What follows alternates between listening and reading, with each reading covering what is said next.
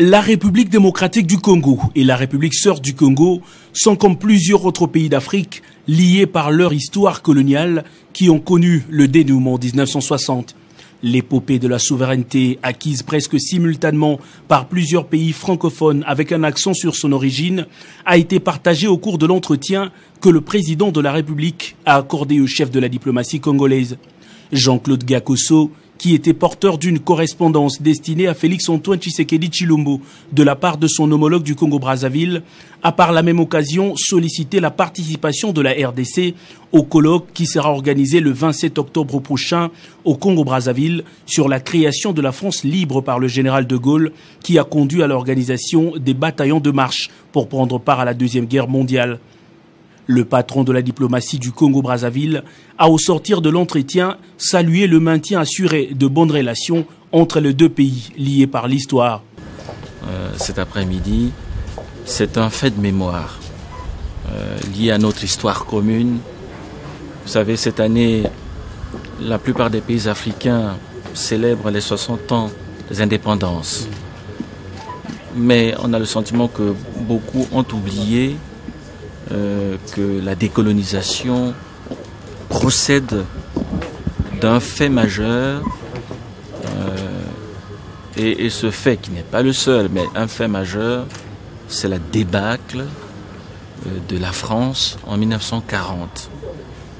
L'horloge d'histoire nous rappelle aujourd'hui que 80 ans se sont écoulés depuis que Brazzaville a abrité cet événement de la France libre.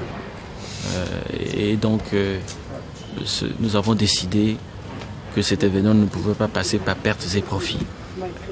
Un colloque s'ouvrira à Brazzaville, auquel prendront part les sommités intellectuelles dont regorge notre continent, dont regorge la RDC, mais également les anciens pays de l'AEF, donc le Tchad, le Gabon, le Congo-Brazza, la Centrafrique.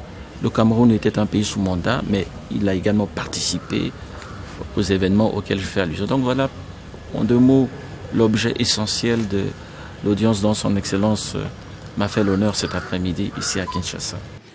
Marie Toumba-Nzenza et Christophe Muzungu, respectivement ministres congolais des Affaires étrangères et ambassadeurs de la RDC au Congo-Brazzaville, ont pris part à ces échanges.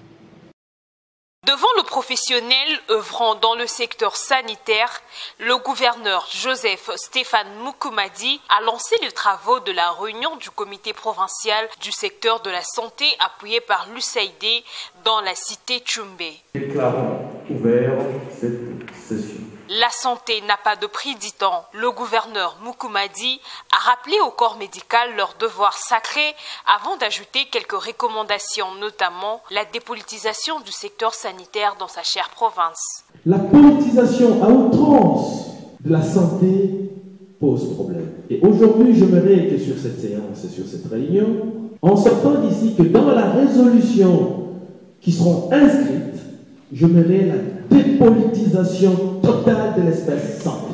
Dans son allocution très applaudie, le numéro 1 de la province du Sankourou a également recommandé la transparence dans la gestion de fonds versés par le partenaire.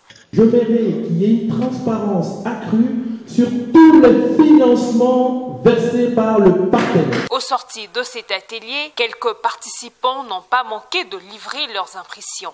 Nous pensons qu'à l'issue de cette réunion, le secteur de santé sera fixé sur la position de la division provinciale face à tous les conflits qu'il y a eu.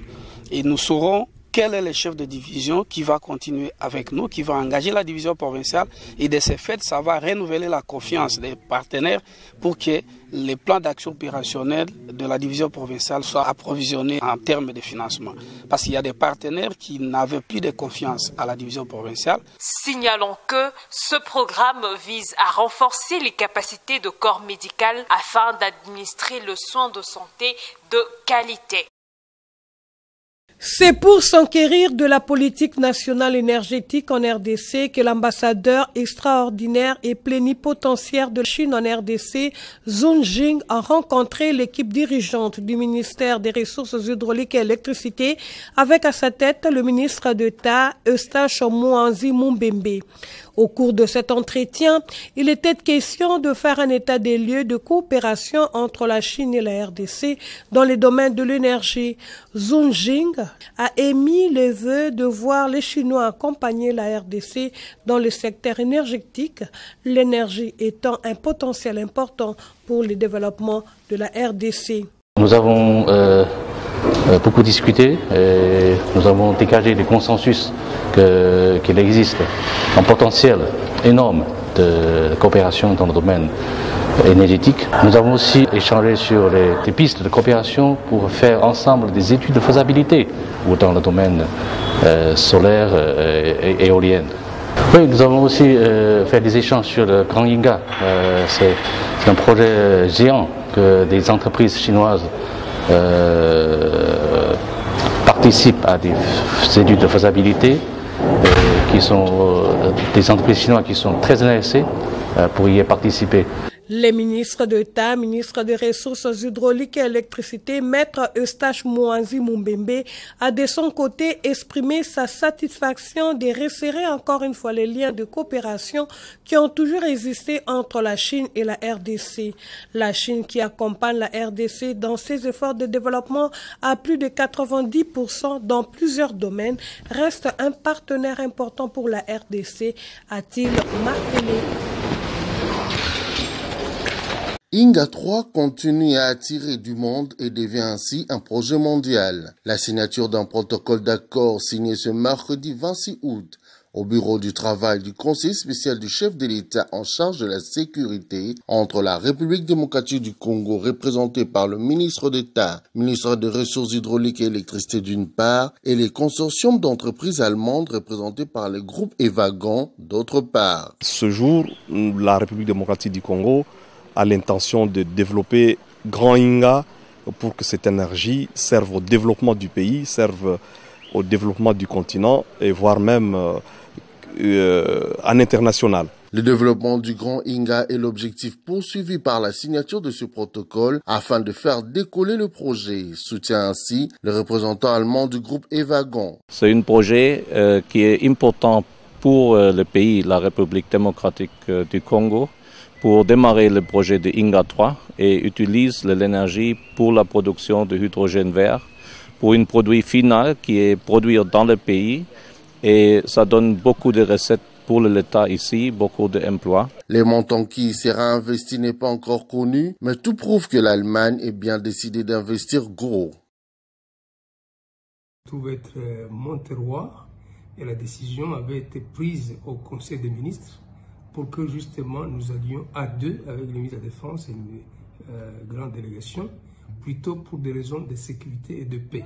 Jamais, dans l'ordre des missions dont j'étais porteur, n'était question d'installer le bourgmestre et jamais, dans les faits, je n'ai installé le bourgmestre. Mais qu'est-ce qui s'est passé alors? On vous attribue l'installation d'un bourgmestre dans la commune de Minembwe.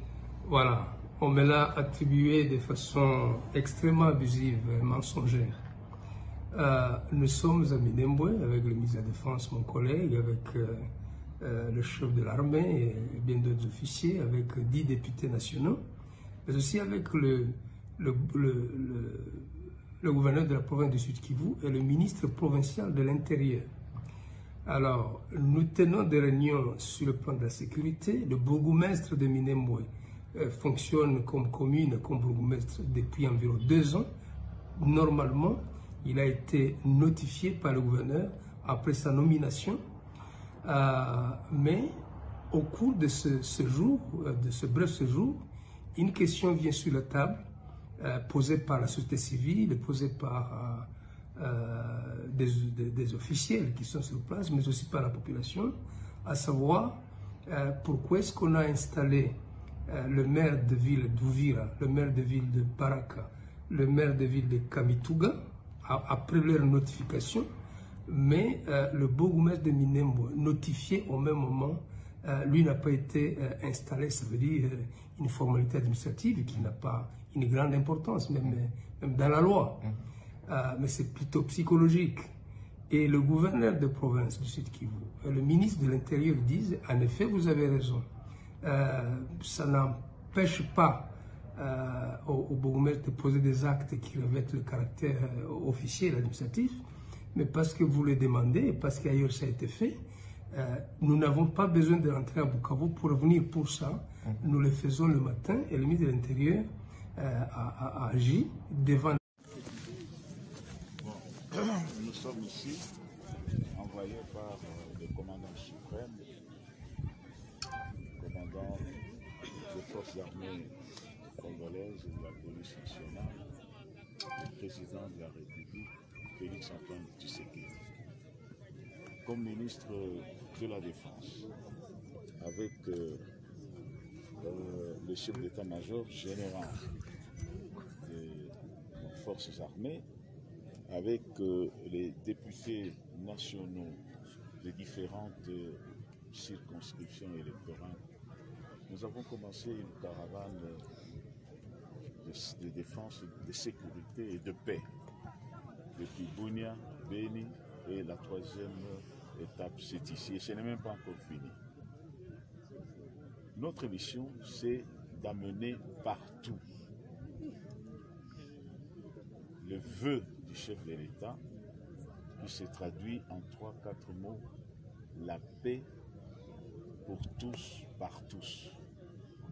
La paix, paix durable. Mais cette paix, c'est de tout le monde. Et cette paix doit être trouvée par tout le monde, doit être organisée par tout le monde. Tout le monde est acteur. Minembwe, une partie de la République, une partie de ce pays, nous ne pouvons pas l'isoler et Minembwe ne peut pas s'isoler. Voilà l'objet de mon passage ici. Le reste, on le dira encore demain. Merci, Excellence. Merci.